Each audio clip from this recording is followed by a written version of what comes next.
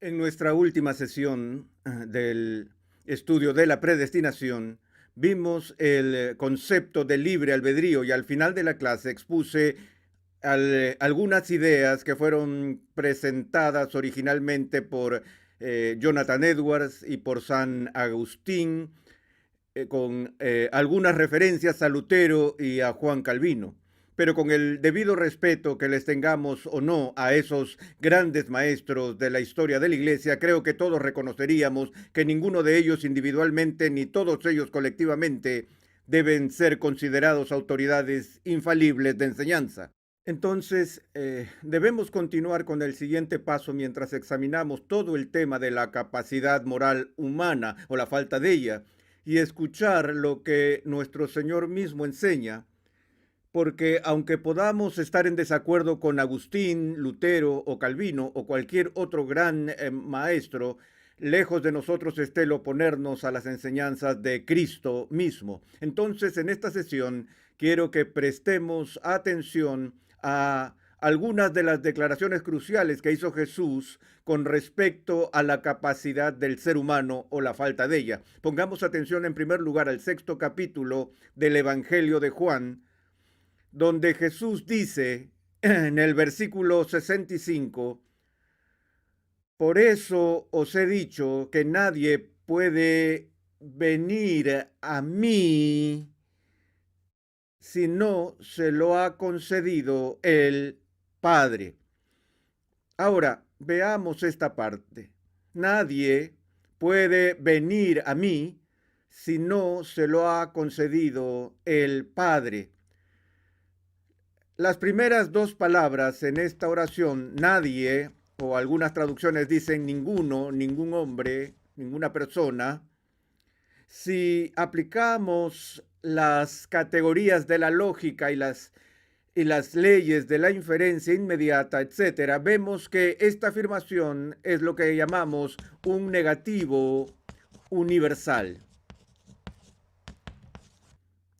Es decir, todo está incluido. Lo que Jesús está diciendo es que sin excepción no hay un ser humano que, sin importar lo que él dirá de ellos, pero aquí es que pueda venir a él a menos que le sea dado por el Padre. Entonces esto es un absoluto negativo y tenemos que entenderlo. Ahora, la siguiente palabra también es crucial para nuestro entendimiento, es la palabra puede. Nadie puede.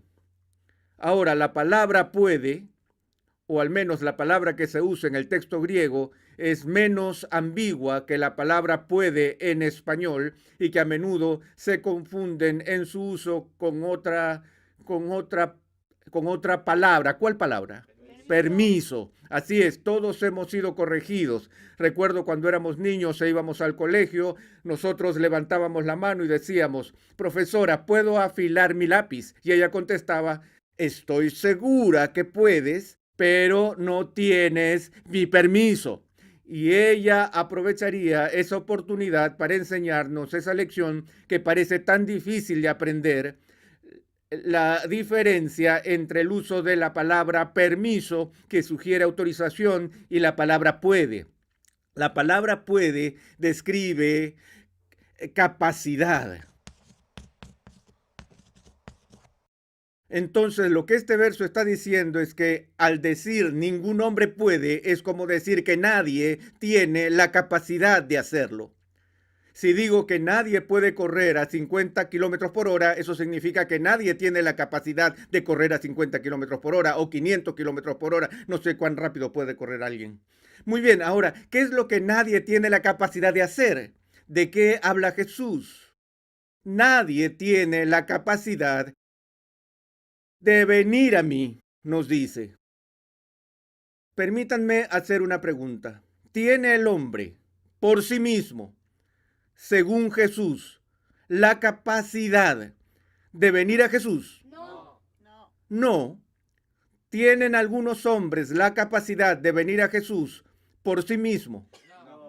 No. Ningún hombre puede venir a Jesús. Nadie puede venir a mí si vemos la cláusula que sigue a la que llamamos condicional.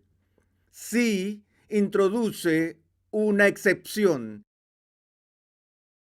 y sí apunta a lo que llamamos en filosofía una condición necesaria. Ahora, ¿qué es una condición necesaria? Un prerequisito, algo que tiene que pasar antes que algo más pueda suceder. Eso es un prerequisito. Entonces Jesús está diciendo que hay una condición necesaria que debe cumplirse antes que alguien pueda venir a él. Ahora, ¿qué es lo que identifica en este verso como una condición necesaria para que alguien pueda venir a él? Si no se lo ha concedido el Padre. Otras traducciones dicen si el Padre no se lo permite. Otra traducción dice si no le fuere dado del Padre. Ahora, todas esas palabras no significan lo mismo. Conceder significa permitir.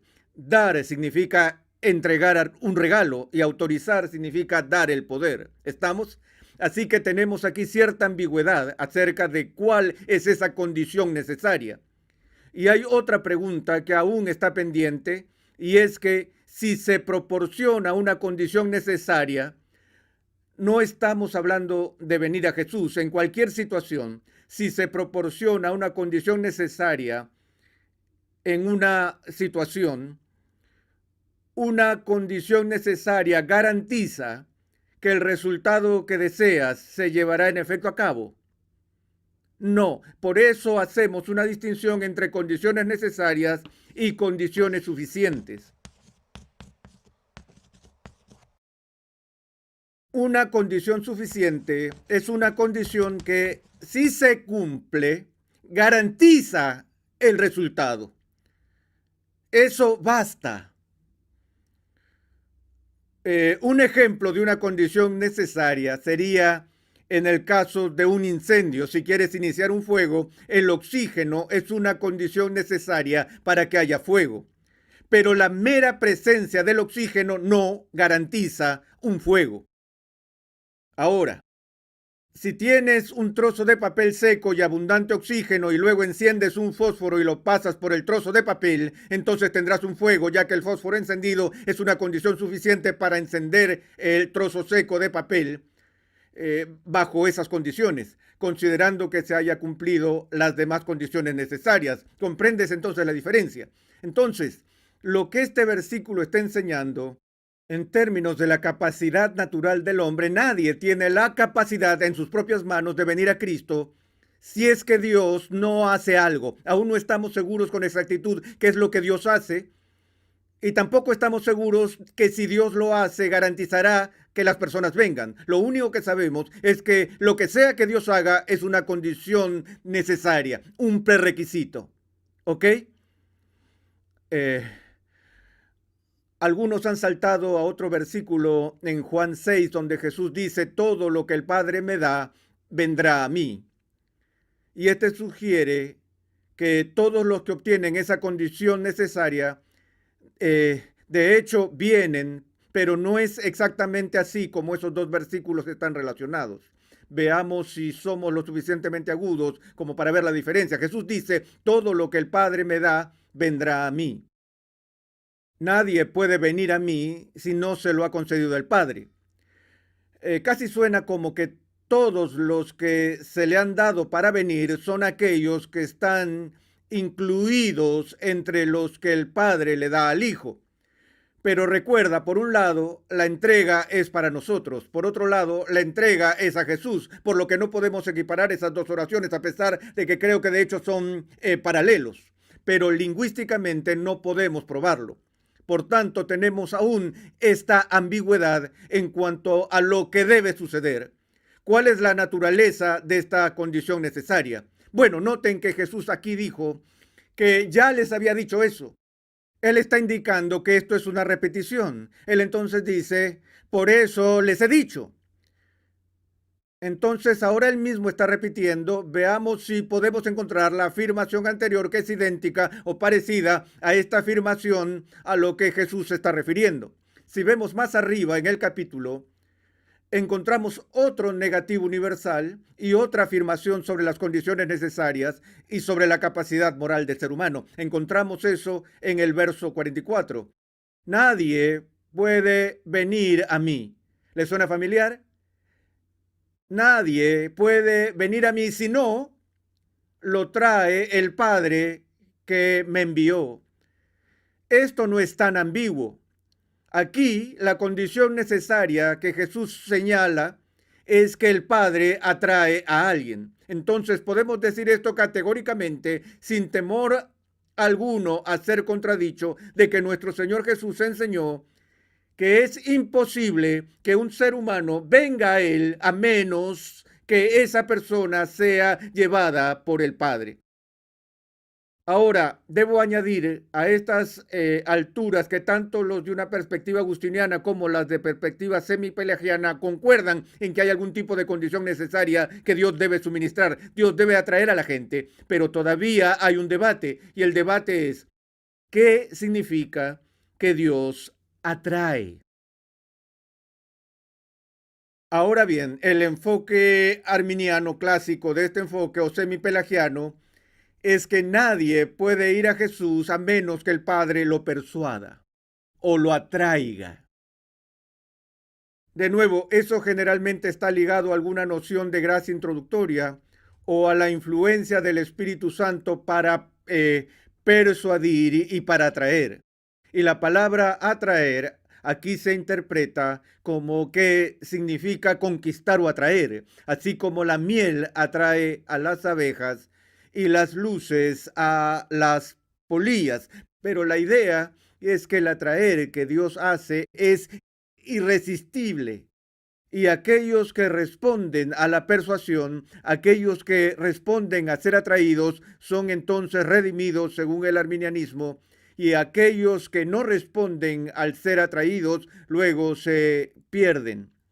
La interpretación agustiniana del versículo es que la palabra atraer significa más que simplemente atraer o persuadir.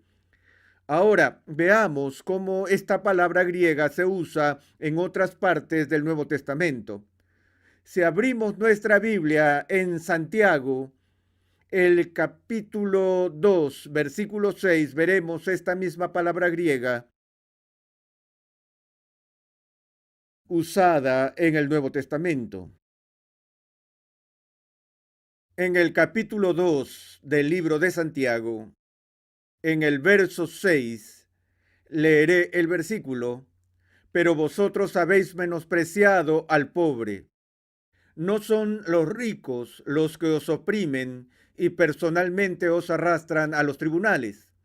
Voy a pedirles que me digan qué palabra creen que se usa en este verso, que es exactamente la misma palabra griega que se traduce por la palabra atraer en Juan 6. ¿Alguien se anima? Arrastrado. Ahora veamos la interpretación semipelagiana. Pero vosotros habéis menospreciado al pobre. ¿No son los ricos los que os oprimen y personalmente os cortejan a los tribunales? Ok, veamos otro. Miremos Hechos, el capítulo 16.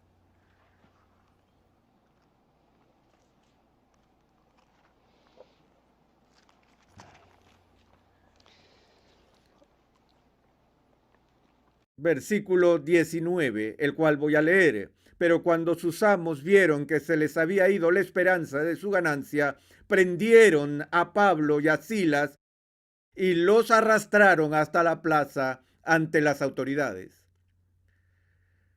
¿Podrías decir qué palabra en este texto es la misma palabra griega? Una vez más, es la palabra arrastrado. De nuevo, sustituye seducido, persuadido. Prendieron a Pablo y a Silas y los sedujeron hasta la plaza ante las autoridades. Este texto indica claramente un acto de fuerza al arrastrar a Pablo y Silas hacia la plaza. Esto te haría preguntar por qué los traductores usaron la palabra atraer en vez de la palabra arrastrar. Solo puedo suponer y trataré de decirlo en un momento, pero primero permítanme ir más allá. Cada vez que tenemos dudas sobre el significado preciso de una palabra en las escrituras, lo primero que hacemos es ir al griego. Pero luego de ir al griego todavía dependemos de la ciencia, de la lingüística y la lexicografía a fin de tener una comprensión del significado de ese término al momento en que fue usado en la redacción de los documentos. Creo que es seguro decir que en el mundo académico la fuente lingüística y lexicográfica más respetada que la Iglesia ha tenido para el significado de las palabras griegas es el Diccionario Teológico del Nuevo Testamento Kittel. En el Diccionario Teológico del Nuevo Testamento Kittel, la palabra traducida como atraer en este texto es definida por Kittel como que significa obligar por superioridad irresistible. Debo añadir que los autores del diccionario eran todos menos calvinistas, pero ellos reconocieron que lo clásico, es decir, el significado de este verbo en el idioma griego es obligar. De nuevo, nos preguntamos si este es el caso, si la evidencia lingüística y lexicográfica tiene un peso tan grande como para que signifique algo que es convincente, ¿por qué los traductores, varias traducciones, usan este término atraer cuando en otras partes ellos la traducen como arrastrar? Bueno, cuando tienes una palabra como esa, a menudo la forma en que eliges traducirlo estará determinada por el contexto, también estará determinada en cierta manera por su teología. Y tal vez estoy suponiendo, podría ser que los traductores simplemente sintieron que sería ofensivo para los lectores de habla hispana el leer aquí, nadie puede venir a mí a no ser que el padre lo arrastre o a menos que el padre lo obligue. Eso podría ser la razón por la que ellos escogieron no hacerlo. Pero nuevamente, muchos traductores y equipos de traductores no son tan arbitrarios cuando están haciendo traducciones de la Biblia. Ellos tratan de ser los más honestos y cuidadosos posibles al traducir del griego al español. He estado intrigado por esto por mucho tiempo y creo que he encontrado la respuesta. Les voy a contar una historia para ilustrarlo. Fui invitado a debatir sobre el tema de la predestinación en un seminario arminiano. Es decir, el seminario era arminiano por autorreconocimiento y por sus estándares doctrinales. Teníamos una relación cálida y amistosa con ese seminario y ellos sabían que yo no abogaba por la teología arminiana y pensaron que sería bueno tener un debate frente a todo el cuerpo estudiantil y la facultad, puesto que querían que sus estudiantes estén expuestos al otro lado, el cual yo representaba. Y mi oponente, un oponente amistoso, debo decir, en este debate en particular, resultó ser el jefe del Departamento del Nuevo Testamento. Y mientras discutíamos este tema, él llegó a este versículo y cito el verso: nadie puede venir a mí a menos que el Padre lo traiga. Y él estaba interpretando esto como atraer o persuadir. Y yo rápidamente llamé su atención a algo que no creía necesario hacer, ya que era un experto en Nuevo Testamento. Y yo no, le dije, ¿qué pasa con el uso de esto en Santiago 2 y en Hechos 16? Y él aceptó que en efecto esos textos usaban la interpretación más fuerte del verbo y que el verbo podía ser traducido como arrastrar. Él lo aceptó. Entonces pregunté, bueno, ¿y por qué usted insiste en que atraer es menos convincente que la palabra arrastrar? Él dijo, porque tenemos una instancia en donde este verbo se usa en el lenguaje griego clásico, como en un drama de Eurípides o algo de lo que nunca había oído hablar, donde dice, este es el verbo que los griegos usaron cuando sacaban agua de un pozo.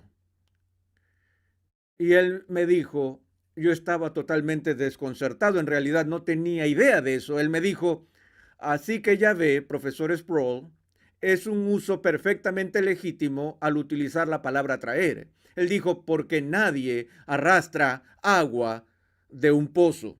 y el aire se paralizó.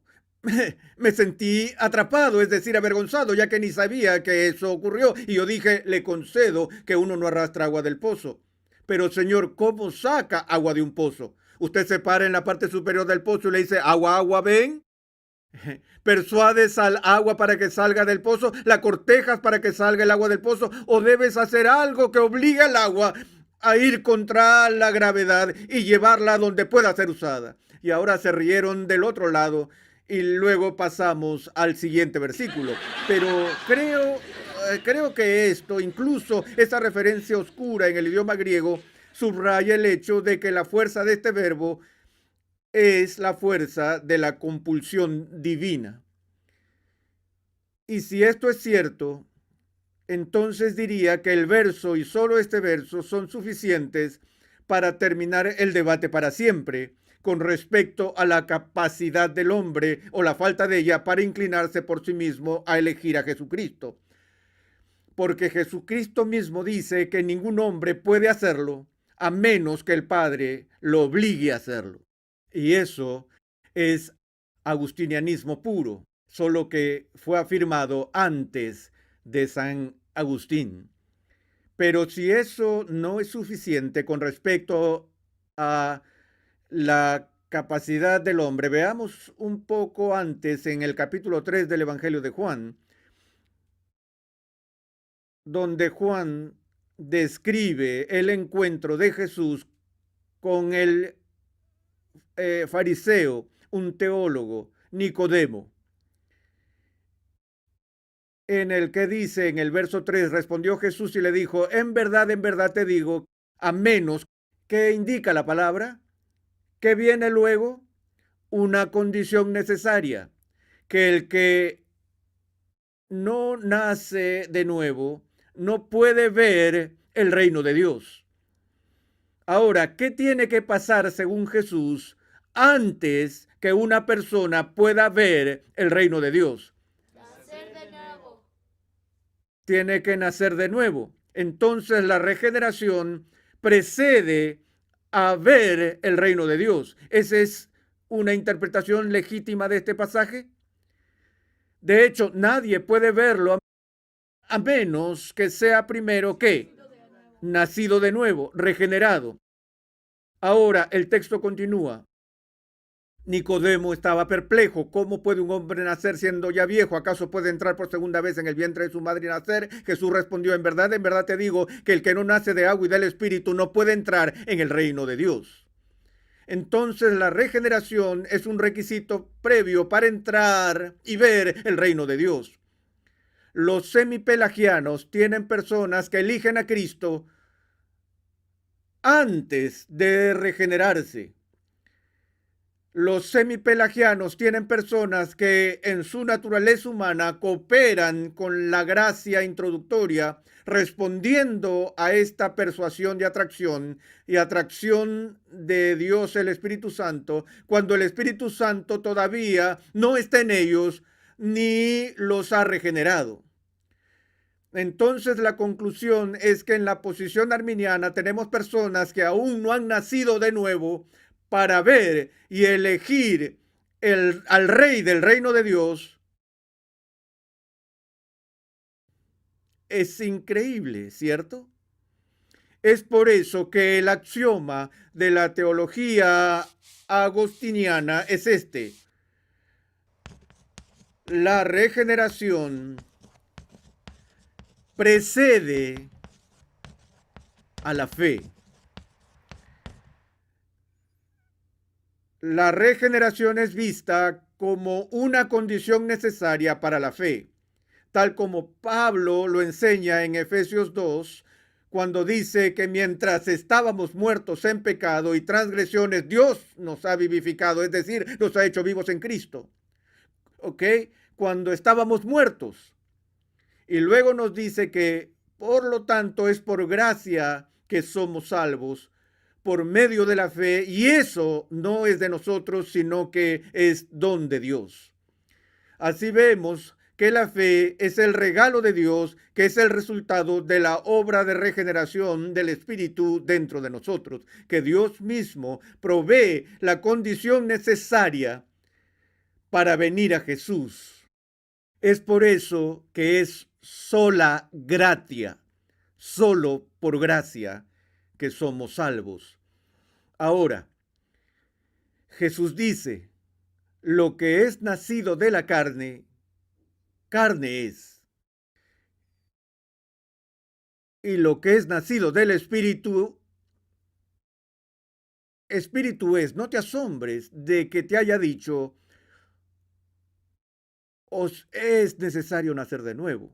Jesús está diciendo, ¿por qué te sorprende esto? Eres un teólogo, Nicodemo.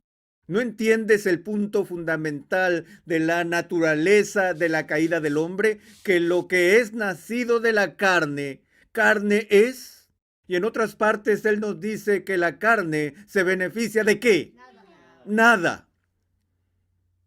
Pero si creemos que Dios nos atrae a Cristo y todo lo que tenemos que hacer en la carne antes de nuestra regeneración es cooperar o asentir a eso, si de hecho podemos cooperar y asentir a la gracia introductoria hasta el final, donde entramos en el reino de Dios y somos redimidos para siempre, y lo hacemos estando aún en la carne, entonces te pregunto, ¿qué gana la carne? No solo algo, todo. Tu salvación eterna. Ahora, el mismo Pablo habla de esto en el capítulo 7, el capítulo 8, versículo 7. Leamos desde el versículo 5, porque los que viven conforme a la carne ponen la mente en las cosas de la carne, pero los que viven conforme al Espíritu en las cosas del Espíritu, porque la mente puesta en las cosas de la carne es muerte, pero la mente puesta en el Espíritu es vida y paz, ya que la mente puesta en la carne es enemiga de Dios, porque no se sujeta a la ley de Dios, pues ni siquiera puede hacerlo. Ahora, el apóstol Pablo nos dice algo aquí acerca de la incapacidad moral del hombre en la carne. Él dice que el hombre en su estado caído, en la carne, es hostil a la ley de Dios y no obedece la ley de Dios, no está sujeto a la ley de Dios, ni tampoco que puede estarlo. Entonces, ese hombre caído, dice el apóstol Pablo, ¿no es cierto?, que no puede obedecer la ley de Dios. Y aquellos que están en la carne no pueden agradar a Dios. Podría agregar que si Dios solo nos persuadió hacia Cristo y nos dejó tomar la decisión final, no puedo pensar en nada que agradaría más a Dios que el responder positivamente a esa persuasión y a esa atracción. Pero el apóstol nos dice que en la carne no hay nada que el hombre pueda hacer para agradar a Dios. Pero ahora aquí nos topamos con el punto crítico del verso 9. Sin embargo, vosotros no estáis en la carne, sino en el Espíritu. ¿Cómo sabemos si alguien está en la carne o en el Espíritu? Vosotros no estáis en la carne, sino en el Espíritu. La palabra siguiente es crucial. Sí. ¿Qué indica el sí? Una condición necesaria. Correcto. Sí. En verdad, el Espíritu de Dios habita en vosotros. Ahora, ¿cuántas personas regeneradas tienen el Espíritu de Dios morando en ellas? Todas. Todas, ¿cierto? Entonces, si eres regenerado, por consiguiente ya no estás en la carne. Si estás en la carne, no eres regenerado. ¿Está claro? Entonces, cuando habla de aquellos en la carne, se refiere a personas no regeneradas. son personas no regeneradas que no pueden obedecer a Dios, que no pueden o no están sujetas a Dios, que experimentan esta situación terrible de incapacidad moral de la cual venimos hablando. Pero si en verdad el Espíritu de Dios mora en ti, pero si alguno no tiene el Espíritu de Cristo, el tal no es de él. Continúa diciendo, sin embargo, si alguno tiene el Espíritu de Cristo, el tal pertenece a Cristo. Es así que el prerequisito crucial para la salvación es una obra del Espíritu Santo, la cual es la condición necesaria, el requisito previo para que la fe esté presente. Por eso es que insisto en que el primer paso de nuestra justificación, lo que nos aviva de la muerte espiritual y nos permite venir a Jesús del todo, es la obra misericordiosa de Dios, el Espíritu Santo, y nunca es el fruto de la carne.